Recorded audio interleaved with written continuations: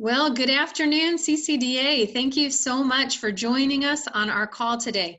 As you all are experiencing in your communities, we at CCDA are experiencing doing a lot of readjustments around Zoom, and it has become the norm to look out on boxes of faces that are familiar and new to us, and I just want to say thank you. Thank you in the midst of all the crazy to join us for this hour. I'm Michelle Ferrigno-Warren, and I work at CCDA. I'm the Advocacy and Strategic Engagement Director, and I am grateful to be able to host some of this call. I also have my assistant, Christina Four. She'll be managing some of the slides. She'll be managing question and answer, etc. But we're really here just to help facilitate this conversation. I've also If everyone could put themselves on mute while they're not speaking, that would be great. I want to introduce the three individuals that we brought in to help facilitate a stronger conversation, more about expertise around now helping you and your churches and your nonprofits figure out how are you going to implement the CARES Act. And so I know our friends offer themselves as friends with some expertise, but we also know that we're going to learn a little bit from each other along the way. So you may have joined the call because you know a lot, and we may lean on that in the end. But what we're going to do today is we're going to hear from Jerome Garciano. He's hanging out in Boston. He's on our CCDA board. He's an attorney and also helps with the Jubilee Impact Fund. And then we're going to be hearing from Kim Carter-Evans. She's in Atlanta, Georgia, has been a part of some of our conferences and really has a lot to offer. She also has worked with Jubilee Impact Firm and has a lot of expertise in the finance area. And then we have our very own Reverend Mark Judkins. He works here at CCDA as our Finance and Business Administrator. And he, much like many of you or many of your staff, have been on the phone calling banks and sitting on webinars trying to learn more. So that's the posture that we're holding today, is creating space for our friends to share what they know, to open it up to questions after they've shared, and then together we can learn to lean on each other and help us move forward in this small little window as we all are working on trying to figure out how to do virtual community development and really be more virtual neighbors than the incarnational hands-on people that we really are and practice and love ministry with. So let me just ask us to just breathe a little bit in and out, and I will say a quick prayer and then I'll turn it over to Jerome. God, we are grateful that you are holding all of your people in your hands. God, we thank you that we can trust you. We cry out for mercy, Lord, because we need mercy. We thank you for your grace and love, and we pray that you would help us to have good discernment and wisdom as we move forward doing your work here in the world. Amen. All right, Jerome. Great. Thank you, Michelle. Thank you, CCDA, for having this platform. Again, my name is Jerome Garciano. I'm an attorney in Boston. I work mainly in the community development finance space, work a lot in affordable housing, opportunity zone, tax credit, that type of field. As like a lot of everybody else, we're trying to look at the new Stimulus Act and try to analyze it and review for how we can help our clients as well as just the communities that we serve and are part of. So I'm going to share my screen right now. I just have just a couple, actually. Let's see, I just need to click on here. So I think, Michelle, I'm not able to share my screen, but I'll just go ahead and go through my outline. I only had a few points, but essentially, the Paycheck Protection Program was enacted, it seems like it was a month ago, but it was actually just last week. And so the CARES Act, I think at this point, everybody has heard of the CARES Act, essentially the stimulus package, trillions of dollars that are being pumped to the economy. I think most people understand, some of the the direct payments that are going to come to individual taxpayers as stimulus money, and then there are other larger loans for industries and such. The program that I want to cover today is the Paycheck Protection Program. So that is the other main initiative in the Stimulus Act. So we do have essentially loans for eligible borrowers. And so these loans will be coming through SBA lenders. And the borrowers can be small businesses or 501c3 nonprofits. And generally, they're looking at fewer than 500 employees in terms of a definition of small business. The loan amount is essentially 2.5 times a monthly average payroll. And so, so depending on kind of the size of your payroll, how many employees you have, it would be, again, 2.5 months of payroll as the loan amount. The funds must be used for certain eligible costs. So payroll definitely is one of them. Also mortgage interest, rent, and utility costs. Those amounts are eligible uses for the funds. And the key piece of this is any amounts that are spent within the first 8 weeks of the loan proceeds may be forgiven. So instead of having to repay a loan, essentially becomes a grant, again, for amounts spent within the first 8 weeks. And again, there are certain eligible uses for those, for that spend down. And then also important to know is that forgiveness amount will be reduced if there is a reduction in the number of employees or in certain salary reductions, like, certain levels of salary reduction. So that is something to know in terms of if there is a plan to, reduce your workforce employees on a base level, from earlier this year, you should you take a look at that, because the forgiveness amount might not apply to you or might be reduced. So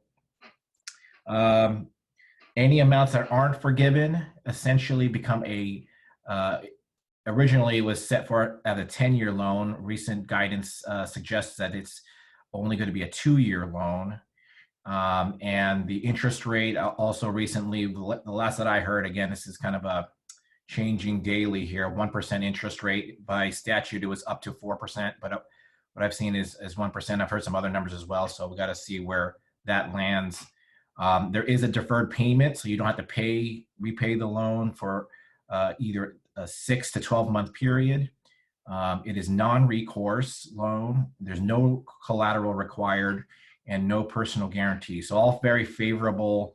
Borrower, they want to get the loans out and they want to, get the money spent. Really, I think is the objective: to spend the money, keep your employees, and get cash to employees. So I'll end in saying, we should try to prepare for the PPP. So what I've read in the actual guidance is that the term first come, first serve definitely applies to this. So, my personal goal is really to try to make sure that the most disadvantaged communities and the ones who aren't in the know necessarily, would be able to get a fair share of this. So I'm trying to figure out, exactly how best to connect those groups with the lenders and the other groups that will be assisting the borrowers. And so stay tuned for that. But if you have a local lender, SBA lender, you should reach out to them.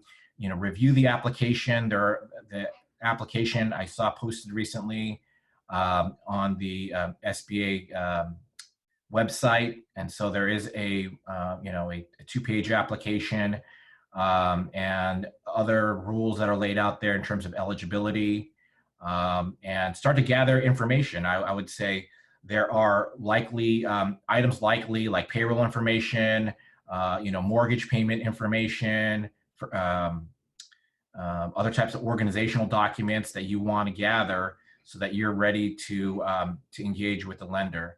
And so while there is a deadline for June 30th, from what I can tell, I feel like the dollar limit, which is, 349 billion, sounds like a large number, but that actually probably will go pretty fast, considering there are, 30 million small businesses in the U.S. And, everybody's hurting. So I think it's key to prepare, talk with groups, in your neighborhoods, in your church communities, and especially those in the margins who, might have a small business and could benefit from this. So I'll hand it over back to Michelle. So yeah, before we go on with Kim, and Kim will queue up in a minute, I don't know if anybody's noticed in the chat, section and comment section of our Zoom link, Christina has shared a link, and on that link there's a couple PDFs that are handouts that are in PDF form that Jerome created. Sorry that the slide thing didn't work, Jerome, but I'm going to anticipate that the handouts will be pretty good and sufficient. So I'll just quiet down, and Kim, why don't you go ahead and share a little bit from you? Sure. So I'll just start with who I am. I'm Kim Carter Evans. I work in the community development financial industry.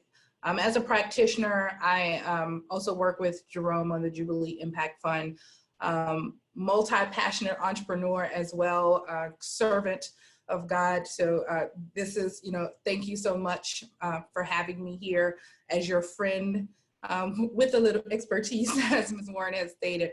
So I just want to share a little bit information about some of the resources that are available to small business and nonprofits. And of course, that nonprofit component would be most of interest to the CCDA community. So part of the CARES Act that Jerome was speaking of, there is an additional component which is the economic injury disaster loan. So there's the PPP component, but then there's the EIDL is what you'll hear me saying. And we're going to talk a little bit about the application process, the application support, and some of the one-to-one mentoring and business coaching. There are several community development financial institutions in your area, as well as SBA entities such as SCORE, your local SBDCs that are there to kind of help you through this process. So at any point that you're looking to apply for an EIDL loan or just receive some support for your small business and or nonprofit, you can definitely look on the SBA website for your district office and locate your local SBDCs as well as your SCORE and then women entrepreneurial centers for one-to-one mentoring and coaching. So the economic injury disaster loans are available under the CARES Act. I have here the website to SBA. These are loans that have to be applied for directly through SBA. So while there are several CDFI community development financial institution lenders, as well as banks who are designated lenders under several SBA programs, this particular loan, you have to go directly to the website to the SBA to apply. It's very similar to the PPP, where it's a first come, first serve. Once the trillions of dollars, that sounds like a lot of money, run out, they're out. These are also available to nonprofit organizations, so not just limited to small business, and they're for private nonprofit organizations regardless of your size.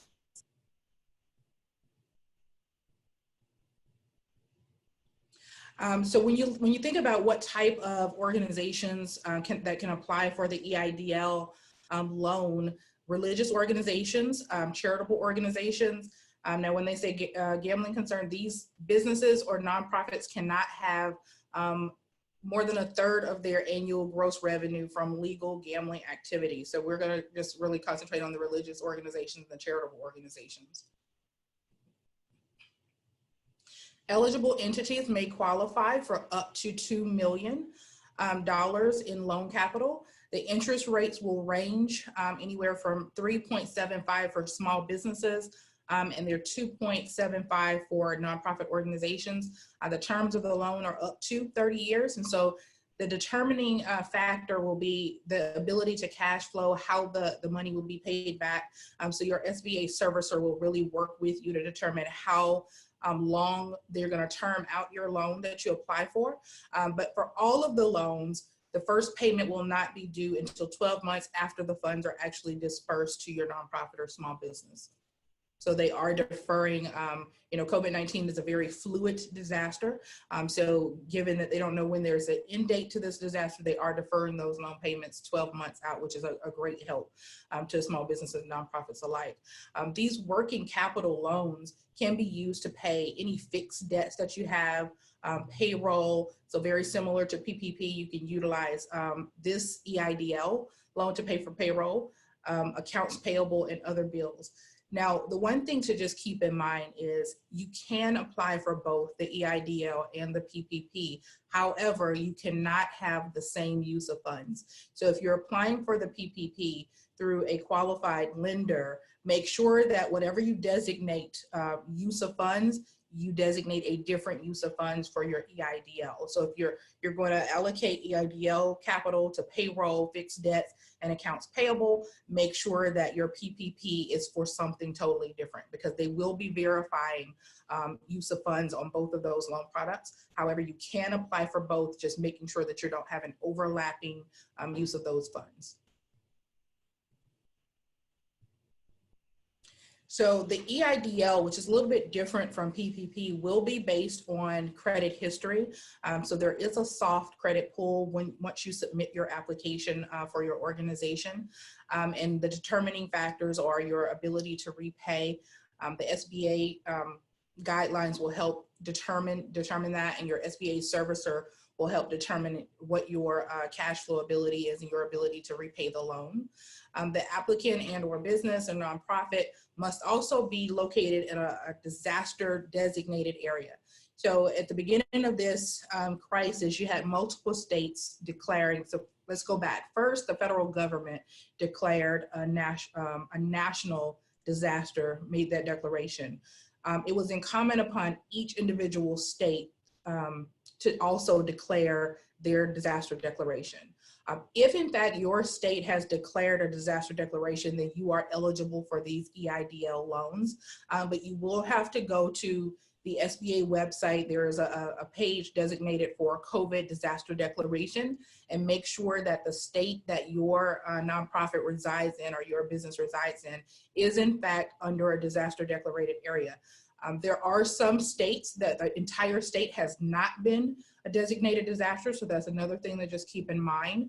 You know, whether or not your county, or if you're in Louisiana, your parish is designated. Now for Louisiana, the entire state, all 64 parishes are designated, but for example, in Texas, only a portion of Texas has been declared disaster at this particular time. So just make sure before you go in to apply for this EIDL, you first check the disaster declaration to ensure that your state is eligible.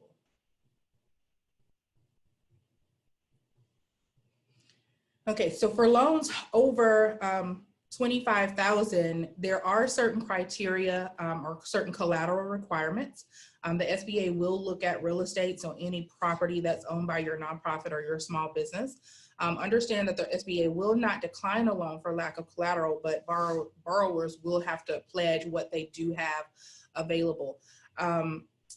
The criteria for looking at this, so while they are listing out the criteria for applying and being granted these loans, they are relaxing that criteria just a bit. So they're placing this information out there, and as much as you can provide, please do. But they are making reasonable efforts to just work with applicants toward a favorable decision. So they're working really hard to get to a yes versus giving a quick no. Here's how you apply. You can go to https disasterloan.sba.gov and look for your disaster declaration area, and then look for the EIDL link to apply for these loans. Here's some other information. If you need help, as I stated kind of on the front end, your SBDCs in your local area are there to help you through this process. Your local SCORE offices, as well as your local district SBA offices, as well as you have a community of CDFIs who are working very closely with the SBA. They've given several of the CDFI community this information to help disseminate information and help the individual nonprofits and businesses through this. But Christina will share this information as well. These are some of the customer service lines that you can call in if you're having any issues. One thing we will say is this, again, is a very fluid type of crisis. Generally, you have a definitive crisis where there's a hurricane happened or a tornado happened. There's a definitive, it happened, now let's move towards recovery. With COVID-19, it's very fluid. There's no end date in sight. So just working with your financial providers, your CDFIs, the CCDA, and just understanding that as information comes available, we're doing our absolute best to stay on top of that information and get new and updated information out to the community. The information is literally changing minute by minute. So we'll continue to work on your behalf and get as much information as we can. As the updates come to us, we'll try to do our best to get it to you.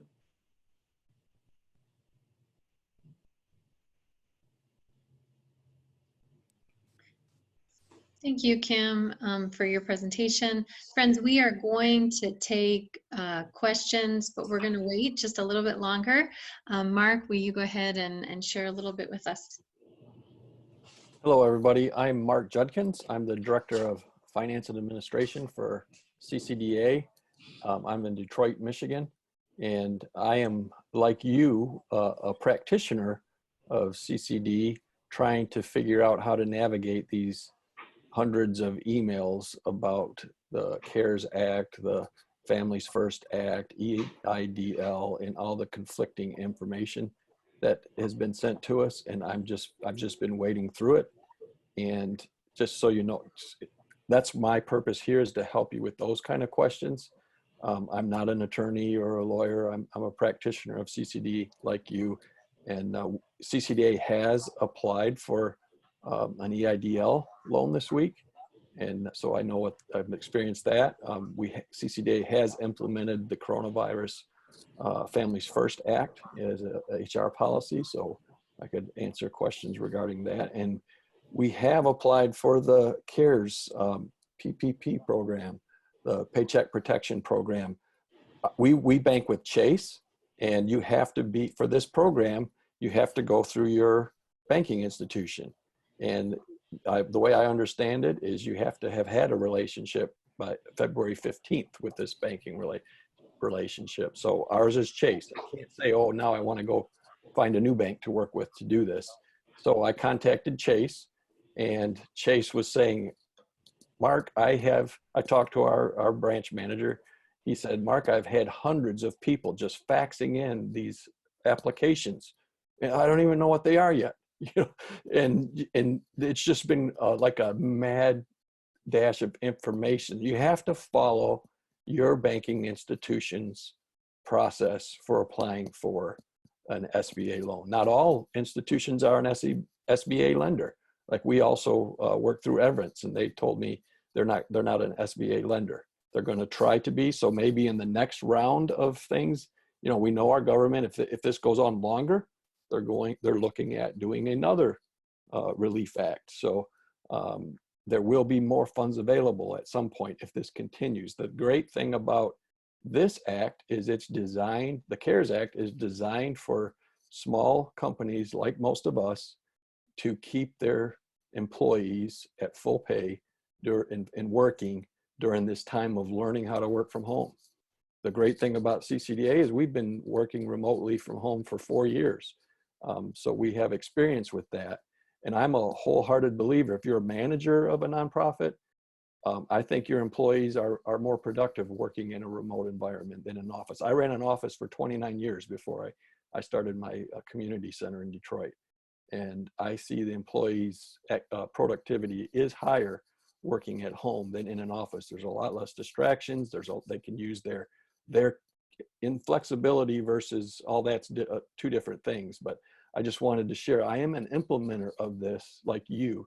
I'm not an expert on it, but I have implemented these things, and I would love to help and answer questions about how do I implement this and how do I apply for this. I don't have the facts and information like Kim and Jerome have brought us. That's such great stuff that you brought. So appreciate that. Well, thank you so much, Jerome and Kim and Mark, and for sure, Christina, as you're managing.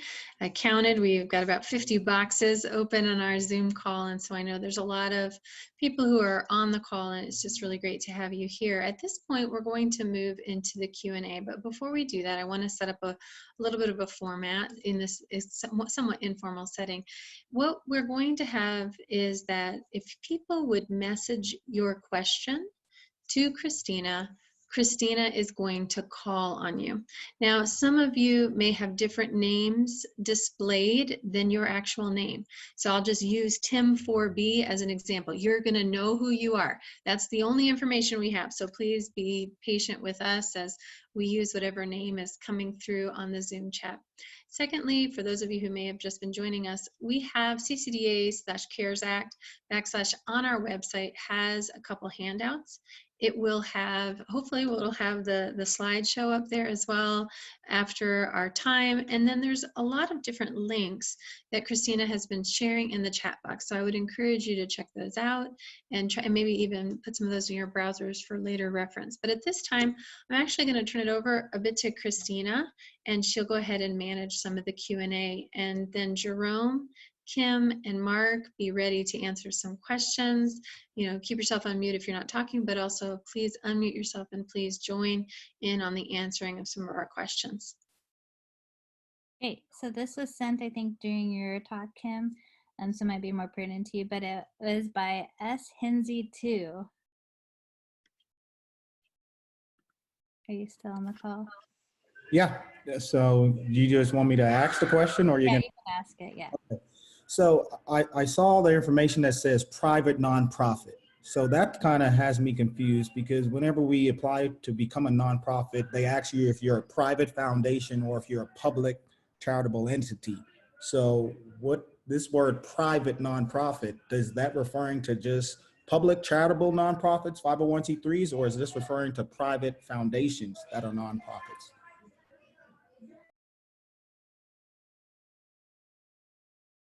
Kim, can you take yourself? Oh, there you go. Yeah, I was like, I'm talking. So it's referring to those entities that are designated as a 501c3. How they are delineating is from, say, a foundation. Walmart Corporation has the Walton Family Foundation. Those foundations are not eligible to apply for this funds. So these are our smaller private nonprofits. Okay, makes sense. Thank you.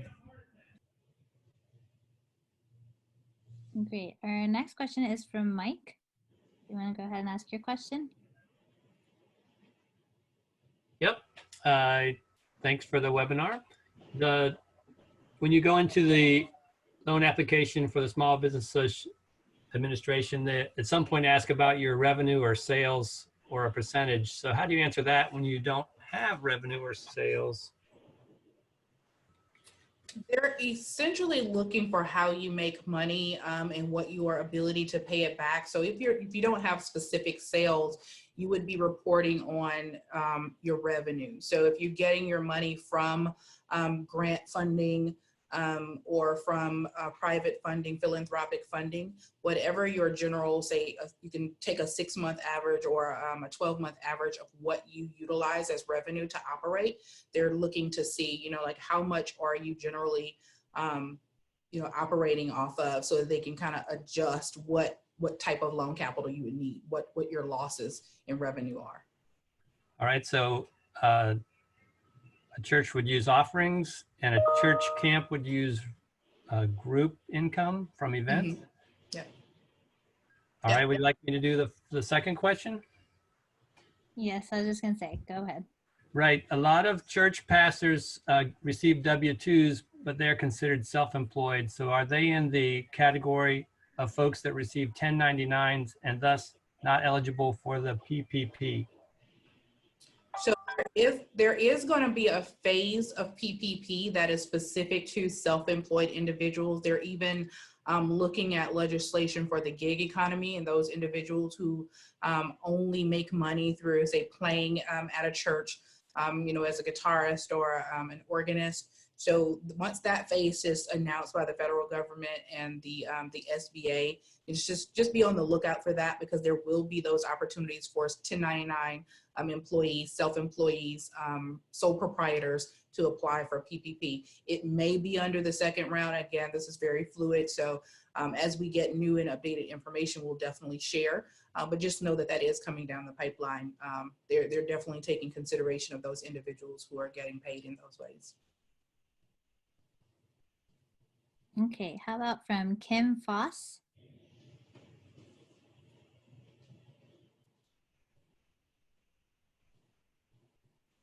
Hi there, can you hear me? Yes. Hi. I have two questions. I learned today from a lender that the SBA announced this morning that nonprofits are not going to be looked at. They're not looking at nonprofit applications until April 10th, which originally the date was today, but now they've moved that to April 10th. So does that mean that they should be submitted now, or what does that mean? Yeah, so this is Jerome. So I hadn't heard that. I mean, was this coming from your lender or specific from the SBA?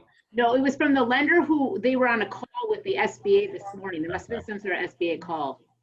Yeah, no, I don't know if Mark or Kim, you've heard that, but I had not. I heard from my lender that there's still a lot of confusion about how Chase Bank will implement this. And that was one of the things he said was, you know, I can't apply yet. So there's no way to apply until they give you, you know, the application themselves in what documentation they need. So you can't just fill out the document that's going around and send it to you actually have to contact your institution and say, I want to apply for this. How do I do it? Most lending institutions are doing it completely online. So until you see the ability to click on a link and say, this is how I apply, you can't go ahead and apply. But I think the applications are going to be open. And in the case, I can just give you my experience with Chase. They opened the applications today. The very first thing, I filled it out. And the very first thing is said, you cannot submit any more information until we call you or email you, till we contact you. And so that they may contact me today. It may be a week from now, but I can't do anything else. You know, we can't, I know it's limited money and, you know, it's first come, first serve, but your lending institution is who is the gatekeeper of this money. So you need to follow your lending institution's process. Yeah, and as a note, I know the lender had said, you need to be able to provide all the documents, you know, that back up your numbers. So just for everybody, like if you're submitting utilities and those kinds of things, those need to be all ready. Organize all that stuff, yep. Get it ready to go. That's all we can do. Yeah. So my second question was around the dollar amount that's used to determine the monthly amount to then multiply by the 2.5. Is it the gross, which includes like the amount that includes the taxes, or is it the amount after the taxes? I'd have to look at the statutory definition, but I thought that it included the taxes. But I believe that was in the statute. So okay, we can add more information online. I can speak a little bit to that. They will not, you can't use federal taxes. They will cover state and local taxes from my understanding. My payroll company today, which I do, our payroll is through ADP. Yep. They actually emailed me today and said, we have a new report available to you for your CARES application. So if you have a third-party payroll organization, they may be creating a report for you, and it does reduce it by the amount of withheld federal payroll tax. So yeah, I was just curious. I mean, we have ADP, so I was running the report, but there's a earnings, you know, line, but then there's a payroll cost. They're two different numbers. One has the taxes rolled into it, and one ultimately then doesn't have the taxes because I subtracted them out. Yeah, you would use that payroll cost. Payroll cost number? Yeah. Okay. I'm looking at the same report. Okay, yeah. Okay, thanks, Mark. Great. How about Matthew Watson? Hey, thanks for hosting all this and putting this together. Quick question. I think maybe this is for Jerome. Jerome, you mentioned that 8 of the 10 weeks are forgivable. So I had a question about the remaining 2 weeks, and are those the funds that are subject to the 1 to 4% interest rate? And then the second question is, what about local churches whose nonprofit status is held by a denomination in a different state? Any insight or does that matter? So yeah, Yeah, on the first question, yeah. So if there are amounts that aren't forgiven, yeah, then it's a loan, and apparently now it's a 2-year loan, 1% interest. If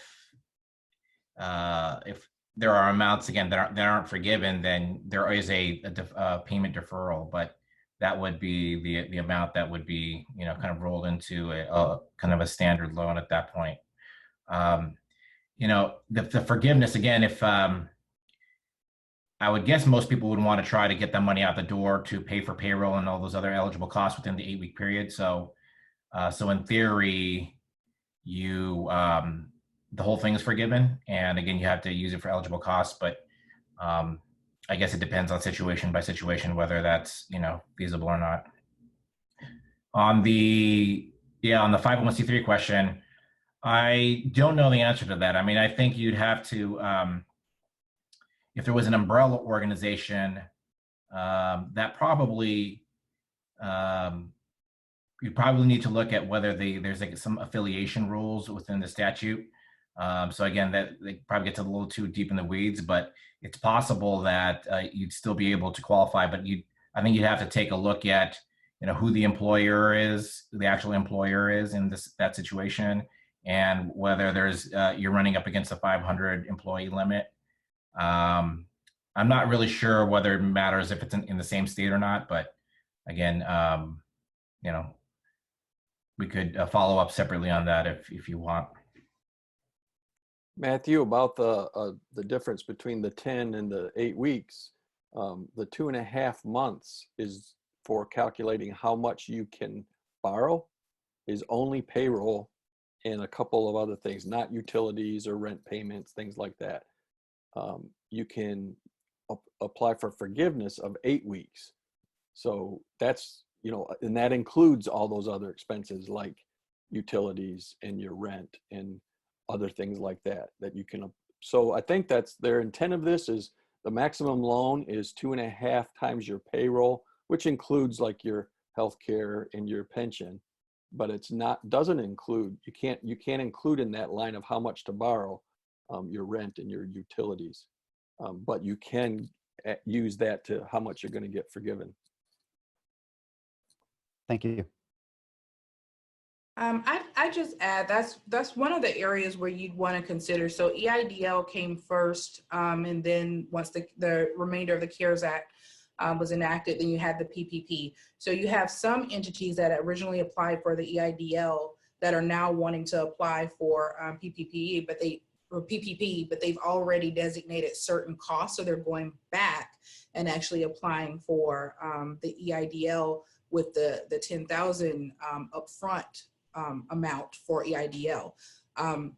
If you have not applied for anything, this is where I would say apply to PPP, designate cost for keeping your salaries paid or keeping your personnel paid, apply to EIDL, and then allot those other costs that PPP cannot cover.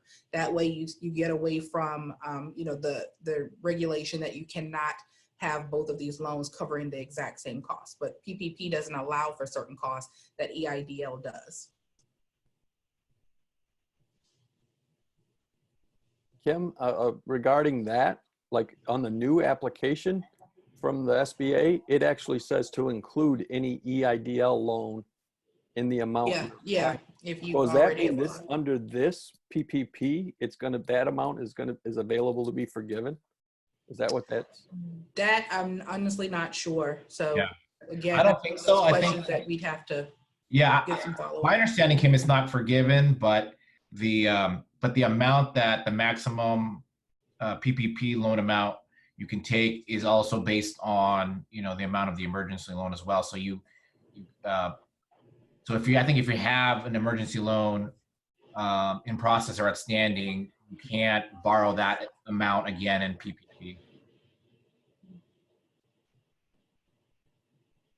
Okay, how about from Geeta Gresh?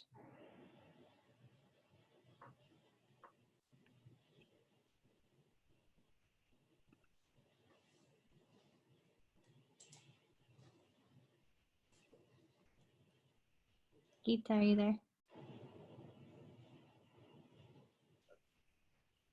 Okay, well, we will move to the next one. It looks like Dr. Simeon Hinsey had another question. All right, so I know we talked a little bit about the sole proprietorships or independent contractors. You're a small nonprofit and you don't have FTEs, full-time equivalent employees, but you have sole proprietors or part-time workers that you pay. Do they have to apply for this as sole proprietors or independent contractors, or does your nonprofit apply to keep them on payroll? What's the best way for you to ensure that the people that you're employing, even if they aren't full-time equivalent, are still able to get paid? So my understanding, and Kim, Mark, let me know if you've heard differently, but that the independent contractors are supposed to apply themselves as self-employed, and then, but yeah, I don't know if anybody else has heard differently. That's the same thing that I was going to share, Jerome. All of those non-FTEs would have to apply as independent contractors, 1099, sole proprietors. Under your nonprofit, you can only count the employees that are in fact full-time. So if that is just you as the director of the nonprofit, that you would only be applying for the loss of revenue for your salary. Okay, awesome. Thank you. I'll just say that I was on a similar call with the Illinois SBA office, and somebody asked that question, and their answer was, and I'm not saying to do this, their answer was, if you have contractors that are like employees, complete that form. And my antennas just went up right away. They're going to catch you on all the payroll taxes on these people. If you claim that they're like employees, you haven't been paying payroll tax on that. That's a danger. I would not recommend anybody applying for, contractors and saying, oh, they're like employees. Because I felt like they were kind of, using this to find out in Illinois who's paying people that are really like employees. Yeah, that's great advice.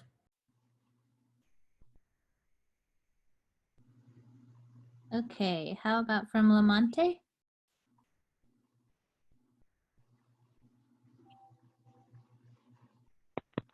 Hello. Hey, I think you already answered most of my questions, but just to reiterate, the full-time equivalent, should that be the same number on the top of the form that says the number of jobs? Should that equal the number of full-time equivalent people? Is my first question. And then my second question, again, is to clarify, payroll protection includes benefits, for example, annuity or housing for like a director.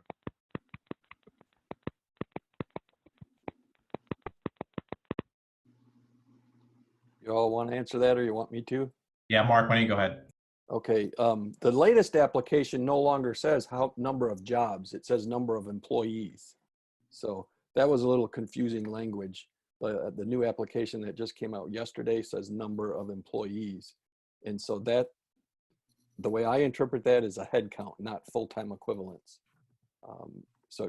But you may tell me that's different, Jerome or Kim, but, and then what was the second part of the question? The second part of the question is, just as clarification again, that payroll amount includes benefits. Yes. For example, like annuity, like a housing allowance or retirement, health care. That's all can be included in your payroll amount from what I have read, and heard from our lending institution. Okay, Kim, did you want to ask your question again? The next Yeah, so on the application number 8, question number 8 says, is the applicant a franchise that's listed on the SBA's franchise directory? And my question is this like a disadvantage to nonprofit or 501c3s that they're asking this question? Meaning, well, if you're not no, we're not a franchise. I guess I was just curious if that's a disadvantage. I mean, yeah, Kim, again, you correct me if I'm wrong. I don't think it's a disadvantage. I know in the statute there were some special rules around if you were a franchise, that there are certain affiliation rules that you don't need to, you could ignore. Um, so, you know, I'm imagining like if there was a franchise, you know, like a chain restaurant or something, they want to treat that restaurant as, on a standalone basis as just the restaurant. But that's just my guess. I don't know if you have anything more than that. Yeah, I would agree with that. They're just looking at a way to, again, decipher, using the example that Jerome did. If you're a McDonald's franchisee, the corporation is going to get certain benefit under this, but the individual franchisees will have their individual. So it's just a way for them to understand who's actually coming under a corporation that's already getting certain benefits, and to make sure that they can give those. But it would not be a nonprofit. It's just a way for them to gather additional information for other purposes. Oh, okay, great, thank you. And then this is our last question from Selena G.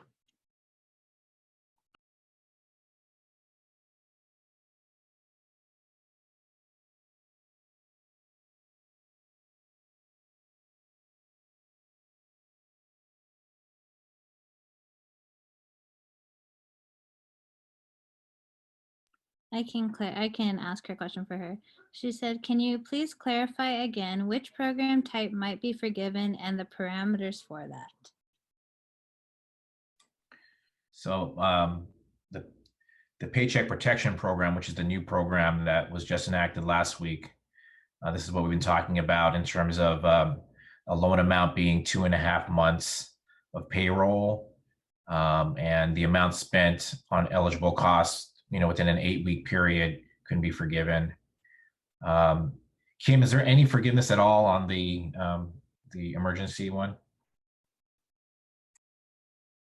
There was not a forgivable portion initially, but individual businesses and nonprofits have been invited to go back in and apply for the $10,000 upfront allocation that will in turn be forgiven under EIDL. That's exactly what we did, Kim, just applied for that portion of it that we heard would be forgiven, that 10,000.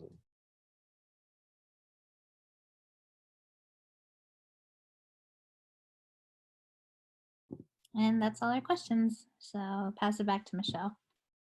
Thanks, Christina. Thanks so much for managing so many of the details and moving pieces.